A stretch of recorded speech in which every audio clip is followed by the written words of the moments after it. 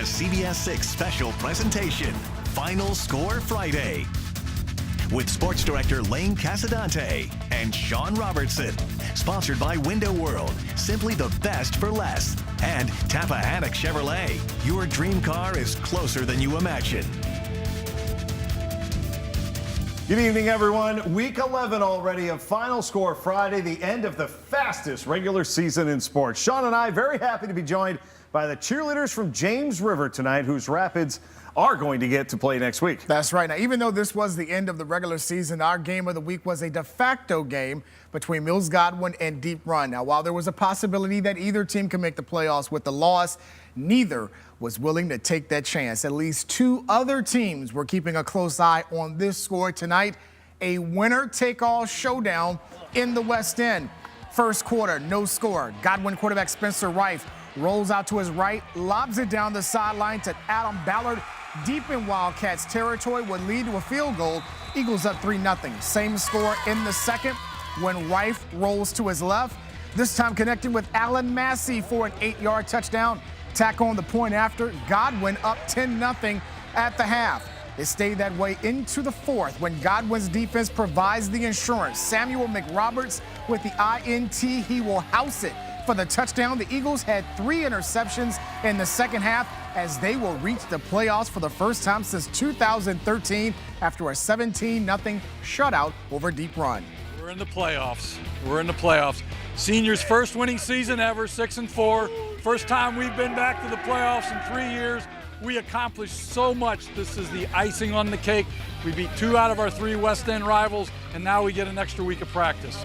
In his first year as head coach, he leads the Eagles to the postseason. Our next game would have been the game of the week in almost any other part of the season. Before expanded playoffs, Varina and Highland Springs usually met to see which of them would move on to the postseason, but both would get at least one more game regardless of tonight's outcome. That meant that this became what it's always been at heart, a backyard rivalry between two of the most successful programs in Central Virginia over the last 20 years. The Springers have the second seed in 5A. The Blue Devils playing for another home game. The Springers have won 4 straight against their East End rivals. Second quarter, tied at 7. Devontae Waller finds Billy Kemp for the 11-yard touchdown on 4th and 11. Highland Springs led 14-7. Then after a Varina turnover, Waller hits Antwain Wells Jr. He does the rest, 37 yards to the pylon. Springers lead 21-7. To the third, Waller, third touchdown pass of the game.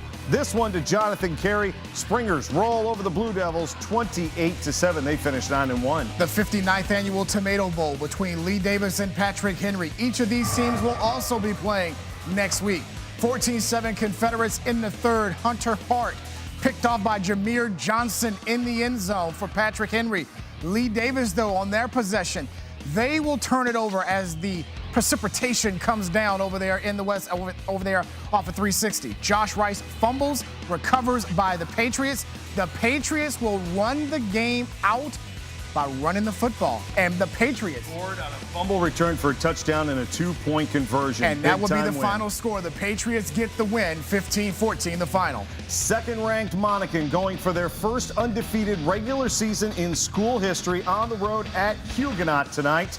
First quarter, Monacan is going to pick off Huguenot QB Merlins Manuel. It's picked off by Juan Branch. He is in that sea of humanity somewhere, I promise. There he is, number 22, 37-yard interception return. 2-point conversion makes it 8-0. Then a little trickeration. Seor Flood, the lateral to Colin Campbell. Big man going to run it. No, look he at this. throws it. The halfback tackle-eligible option to Arturo Mendoza. 69-yard option play. 15-0 Monacan at that point. The defense, and you got to get up for the celebration as well. The defense took over from there. Monacan wins tonight, 35-13, 10-0, first best start in school history. Great job by head coach Jim Henderson. 9th-ranked LC Bird hosting Cosby with a shot to host a first-round playoff game next week, as C.J. Donaldson will do it. 43-yard touchdown run for the Skyhawks as they lead 7-0, and the defense was up to the task. Coming up with a big play here, stuffing the Titans, and then Donaldson would do the rest. How about these numbers? 5 carries, 173 yards, and 2 touchdowns. That's almost 35 yards a carry. They roll 55-3 the final over Cosby. All right, still to come, more rivalry matchups from Hanover, Goochland, and Chesterfield, plus how these girls Rapids did tonight in the Coal Bowl. You're watching Final Score Friday on CBS 6.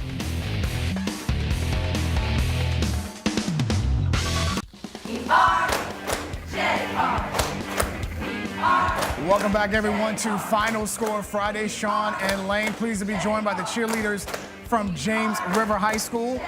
Earlier, we mentioned there were at least 2 other teams interested in the deep run Godwin score tonight. One of them was Meadowbrook. The Monarchs could still make the playoffs if they took care of business tonight against Hopewell and got a Godwin victory. Yeah, the Blue Devils are in Class 3 either way. They only scored a single touchdown, though, in the last 2 weeks, which were both losses. The Monarchs season would end with a loss tonight, so they had to have this one. Monarchs led 7-6 at the half. Hopewell, Greg Cuffey going towards the end zone, but he gets picked off by Brian Whitehead. Great defensive play right there.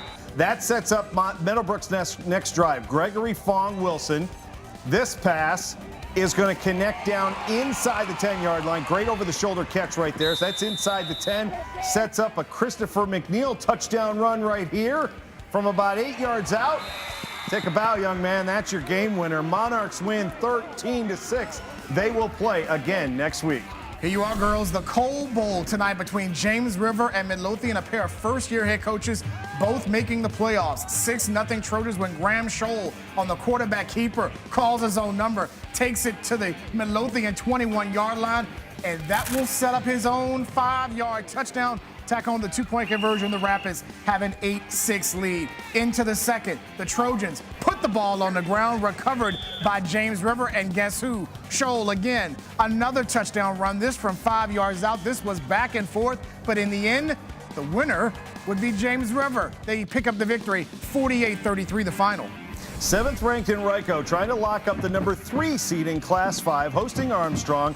First possession of the game, Lawrence Chambers goes up top to Jihad Carter, 45-yard gain down inside the 5. That sets up a Chambers touchdown. That makes it 7-0 Warriors. Still in the first. Chambers calls his own number, 48 yards for the score this time. Henrico is up 14-0. Later in the first, Jihad Carter is going to come up with a pick 6.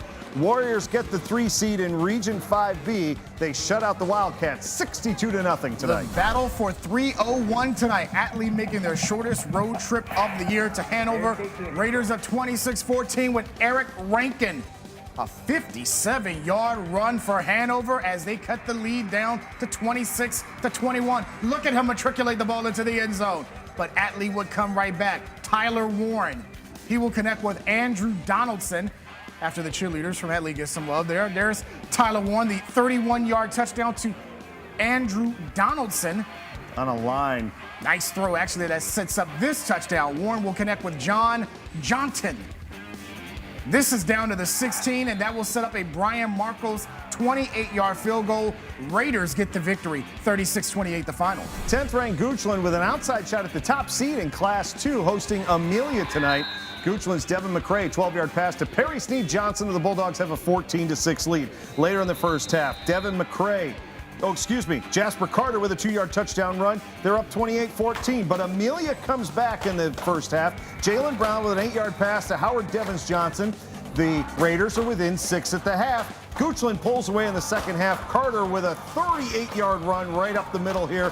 35-22 at that point. Goochland 10-0 regular season, 42-28 to final. Still to come, the rest of your Week 11 scores and a look ahead to next week's opening round of the playoffs. You're watching Final Score Friday.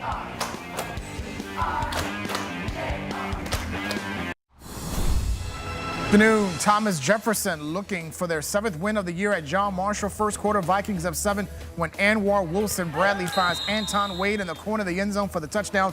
TJ up 14-0 after the 2-point conversion. They improved to 7-3 on the year after they edged the Justices 27-20 the final. Great season for them. Dinwiddie is the number 1 seed in 4A. They win 57-10. Manchester 67-14 over George Wythe. Thomas Dale took care of Prince George 49-14, and J.R. Tucker in a shootout over Glen Allen 63-56. For all of your scores and highlights and a look ahead to next week's playoffs, just log on to WTVR.com. Tomorrow's big prep league showdown between Collegiate and St. Christopher's. For Sean and the ladies from James River, I'm Lane. Thanks for joining us. We'll see you next week on Final Score Friday.